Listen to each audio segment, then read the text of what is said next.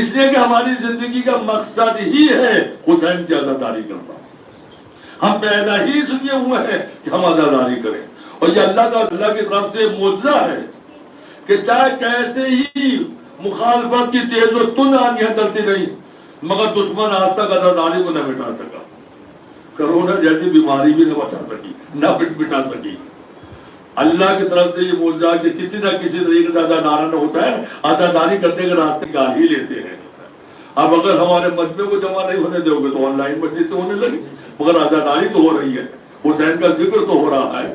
آج فلک پر محرم کا چاند دکھائی دیا ہے، عزادار آ گئے، امام والے سج گئے، مسجد مجلس سے ہونے لگی، عزادار رونے لگے سیاہ لباس پہن کر. سب ماتم کرنے کے لیے حاضر ہے یا نہیں حاضر ہے؟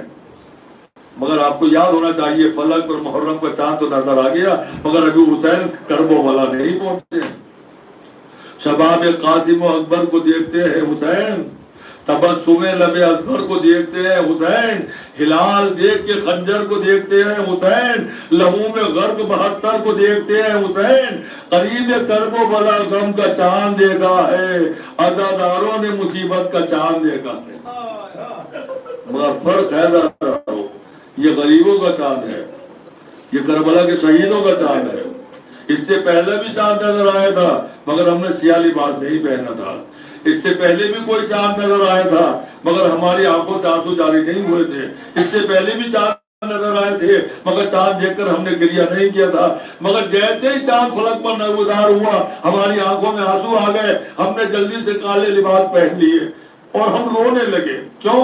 اس لیے کہ یہ غریبوں کا چاند ہے، یہ کربلا کے پیاسوں کا چاند ہے، یہ کربلا کے شہیدوں کا چاند ہے.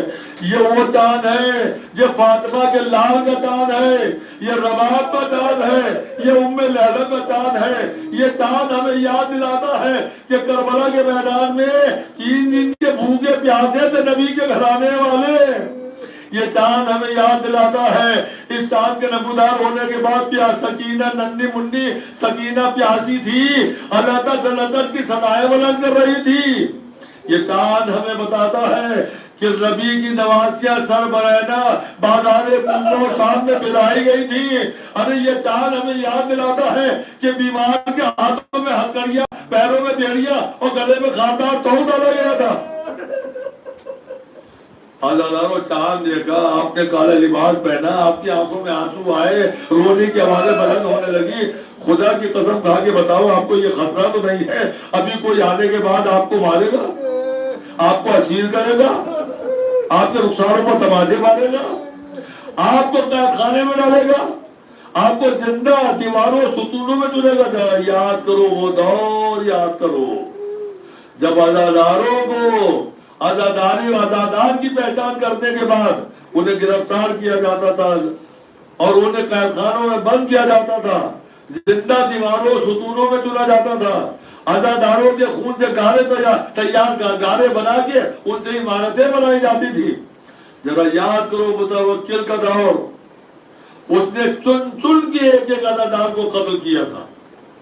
اور تب ذوالحج کے مہینے میں اس کے سپاہیوں نے آ کے اطلاع دی کہ تیری پوری مملکت میں اور حکومت میں کوئی بھی ایک حسین کا چاہنے والا، حسین کا ماتم کرنے والا زندہ نہیں ہے. ہم نے چن چن کے سب کو قتل کر دیا. متوکل نے کہ ایسا ممکن تو نہیں ہے کہ سارے عزادار قتل ہو جائے اور کوئی زندہ نہ ہو. کہ حضور آپ تلاش کرا لیجئے کہیں بھی کوئی عزادار حسین کا چاہنے والا، حسین کی عزاداری کرنے والا، حسین کی مجلس سے حسین کرنے والا کوئی نہیں ہے، سب کو ہم نے قتل کر دیا. تو اس نے کہا دیکھو ابھی چاند محرم کا نمودار ہونے والا ہے. محرم کا چاند، یہ متوکل کا جملہ ہے، محرم کا چاند نمودار ہونے والا ہے. جب کوئی فلک پر جیسے چاند نظر آئے تو لوگوں کی آنکھوں میں دیکھنا، اگر آنسو آ جائے تو سمجھ لینا یہی عزادار حسین ہے. پہچان بتائی کہ جیسے چاند نمودار ہوتا ہے عزادار کی آنکھوں میں آنسو آ جاتے ہیں. متوکل نے اپنے سپاہیوں کو دوڑایا، دیکھو ایک ایک کی آنکھوں میں نظر رکھنا، جب چاند محرم پر نظر آئے تو ایک ایک کی آنکھ کو دیکھنا، اگر آنسو سے بھر جائے آنکھ اسے گرفتار کر کے لے آنا. وہ اسی دن کا، آج ہی کے دن کا واقعہ ہے. فلک پر محرم کا چاند نظر آیا اور متوکل کے دربار ہی میں ایک مومنہ تھی جو حسین کی چاہنے والی تھی، اپنی شیعت کو چھپائے ہوئے تھی، عزادار حسین ہے، اس نے اپنے کو چھپا کے رکھا تھا، مگر ملازمت کرتی تھی متوکل کے دربار ہی میں۔ بس جیسے فلک پر محرم کا چاند نظر آیا، بے اختیار اس کی آنکھوں سے آنسو کے سپاہیوں نے جا کے متوکل کو بتایا تیرے ہی دربار میں حسین کی چاہنے والی حسین کی عزادار موجود ہے، گرفتار کر کے متوکل کے سامنے لے گئے۔ متوکل نے سوال پوچھا کیا تو حسین کی عزادار ہے؟ کہا بے شک، جو عزادار حسین ہوتا ہے وہ اپنے کو چھپانے کی کوشش نہیں کرتا۔ متوکل نے کہا اس کا انجام تو جانتی ہے؟ کہا قتل ہی تو کر دے گا، قتل ہی تو کر دے گا، میں حسین کے نام پر اپنی جان قربان کرنے کے لیے تیار ہوں۔ جیسے اس عورت نے کہا کہ مجھے قتل کر دے، میں قتل ہونے کے لیے تیار ہوں، مگر حسین کی عزاداری نہیں چھوڑ سکتی، میں نہیں چھوڑوں گی حسین کی عزاداری۔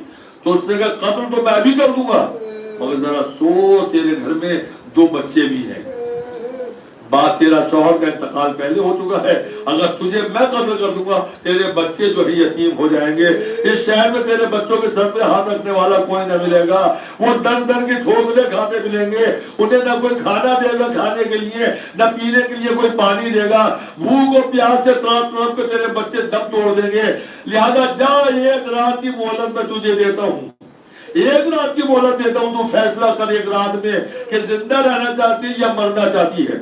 اگر مرنا چاہتی ہے تو ٹھیک ہے، تیرے بچے یتیم ہو جائیں گے اور بھوک اور پیاس سے مر جائیں گے، لیکن اگر زندہ رہنا چاہتی ہے تو ہماری شرط یہ ہے کہ حسین کی محبت کو دل سے نکالنا ہوگا۔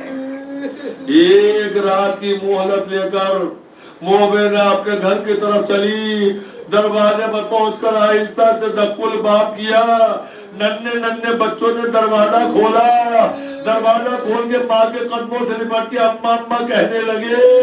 ایک مرتبہ ماں کے چہرے پر نظر پڑی، گھبرا کے پوچھا اماں یہ آپ کے چہرے پر حسن و ملال کا اثر کیسے ہے؟ کہا بچوں کوئی بات نہیں، کہا نہیں اماں آپ کا چہرہ بتا رہا کچھ تو ہوا ہے۔ تو ایک مرتبہ ماں نے سر کو جھکا کے کہا بچوں کیا تمہیں نہیں معلوم آج فلک پر محرم کا چاند لگا؟ ننھے بچے بھی بہت ہوشیار تھے، حسین کے چاہنے والے بچے تھے نا۔ کہا اماں محرم کا چاند تو ہم نے بھی دیکھا ہے، آپ نے بھی دیکھا ہے، مگر آپ کا چہرہ کچھ اور بتا رہا ہے، اماں بتاؤ کیا تکلیف ہے آپ کو؟ تو ماں نے پلٹ کے کہا میرے بچوں تم نے محرم کا چاند گھر کی 4 دیواری میں دیکھا ہے، اور اتفاق سے میں نے محرم کا چاند متوکل کے دربار میں دیکھا ہے۔ اماں ننھے بچے بات کو نہیں سمجھ سکے، تو ایک مرتبہ کہا اماں کیا متوکل کے دربار میں محرم کا چاند دیکھنے سے کچھ اور ہو جاتا ہے؟ کہا بچوں جو متوکل کے دربار میں چاند محرم کا دیکھتا ہے اسے متوکل قتل کر دیتا ہے، اسے قید خانے میں ڈال دیتا ہے، اس سے خون سے عمارتیں تیار کی جاتی ہے۔ تو بچوں نے کہا اماں پھر تم زندہ کیسے آ گئی؟ تو ماں نے کہا بچوں متوکل نے مجھے 1 رات کی مہلت دی ہے، اگر وہ مجھے قتل کر دے گا تو تم یتیم ہو جاؤ گے، در در کی ٹھوکریں کھاتے پھرو گے۔ اس نے کہا یہ اپنے بچوں کی محبت دل سے نکال دے یا حسین کی محبت کو دل سے نکال دے۔ تو ننھے بچوں نے دامن تھاما، اماں تم اپنا فیصلہ سناؤ، فیصلہ کیا کیا ہے؟ ماں نے کہا میں نے فیصلہ یہ کیا بچوں تمہاری بربادی نہ ہو اس لیے تمہاری آبادی کے لیے میں نے فیصلہ کیا حسین کی محبت کو دل سے نکال دوں گی اور تمہیں کلیجے سے لگا لوں گی۔ ننھے بچوں نے ماں کا دامن چھوڑا، اے ابا تم نے فیصلہ اپنا سنا دیا، اب ہمارا فیصلہ سنو، تم نے دل سے حسین کی محبت کو نکالا ہے اور آج سے ہم تم کو ماں کہہ کے نہ پکاریں گے، آج سے مجھ سے توقع نہ کرنا ہم تم کو ماں کہہ کے نہ پکاریں گے، اس لیے کہ تم حسین والی نہیں ہو تو ہماری ماں بھی نہیں ہو۔ اور جلدی سے آگے بڑھ کے بچوں کو گلے سے لگایا اور رونے لگی میرے بچوں میں تمہارا امتحان دے رہی تھی، میری تربیت میں کوئی کمی تو نہیں رہ گئی؟ اور بچوں میری زندگی کی آخری رات ہے اس لیے گھر تک آئی ہوں، سب نے عزا بچھاؤ، میری زندگی کی آخری رات ہے، آج رات بھر حسین کا ماتم ہوگا۔ سب نے عزا بچھائی، پوری رات حسین کا ماتم، کبھی علی اکبر کا ذکر، کبھی عباس کا ماتم، کبھی اور محمد کے مصائب، واہ حسینہ واہ حسینہ کی بلند ہوتی رہی آوازیں۔ صبح ہوئی، سپاہیوں نے دروازے پر دکل باب کیا، عورت دروازے پر پہنچ گئی، کہا تم نے کیا فیصلہ کیا ہے؟ حسین کی محبت کو دل سے نکال دیا۔ اس نے کہا خبردار اس دروازے پر اگر حسین کی مخالفت میں ایک جملہ بھی کہا تو اچھا نہیں ہوگا. میں نے حسین کی محبت کو کلیجے میں چھپا کے رکھا ہے. میرے بچے بھی عزادار ہیں, میں بھی عزادار ہوں. تو سپاہیوں نے کہا تو گرفتار کیا جائے گا, کہ کر لو. اس نے سپاہیوں نے رسی سے باندھے ان کے بازو اور کمر میں رسی باندھی اور گھسیٹتے ہوئے لے کے چلے. ننھے ننھے بچے پیچھے پیچھے چلے. اماں کہتے پیچھے پیچھے چلے. ایک وہ جگہ آئی, وہ مقام آیا جہاں ایک راستہ نجف کی طرف جاتا تھا اور ایک متوکل کے دربار کی طرف جاتا تھا. دودھ گئی ماں اور سپاہیوں نے کہا بچوں کو ایک مرتبہ سینے سے لگانے دو. بچوں کو سینے سے لگا کے کہا اے بچوں میں جاؤں گی, قتل کرتی جاؤں گی, یہ راستہ نجف کو جا رہا ہے. میرے بچوں اس شہر میں نہ رہنا, جاؤ نجف کو چلے جاؤ, اپنے آقا سے جا کے فریاد کرنا. ماں قتل گاہ کی طرف چلی, بچے نجف کی طرف چلے. مگر ہوں کا عالم تھا, جنگل تھا, سناٹا تھا. بچے رونے لگے, بچے ڈرنے لگے, رو رو کے پکارنے لگے. ایک پیاری سی آواز آئی, بچوں ادھر آ جاؤ, بچوں ادھر آ جاؤ. بچے کھنچ کے اس طرف میں جا کے دیکھا ایک نکڑا پھوٹی سی بیٹی ہے. کہا بچوں میری گود میں آ جاؤ.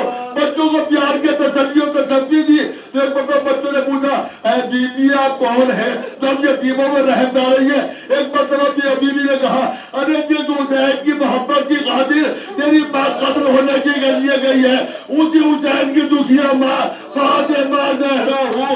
میرا کلیجہ بڑھ گیا. میں ہاتھ جوڑ کے شہزادی سے کہوں گا اے شہزادی, یتیم بچوں کو گود میں لے لیا.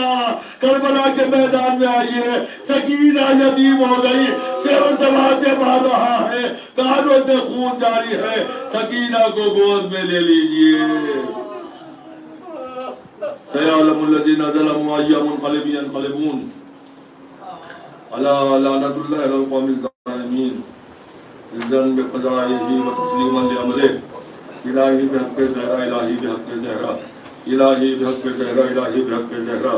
الہی دھاڑ معصومین کا واسطہ ہماری اس مختصر سی ادا کو قبول فرما. ماننے والے ہمارے بزرگ نوجوانوں کو سیرت مولا کائنات پر عمل کرنے کی توفیق عنایت فرما.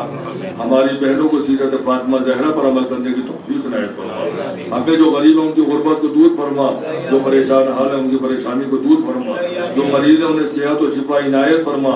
امام کا ظہور جلد از جلد فرما. ہمیں ان کے آوان و اثار میں شامل.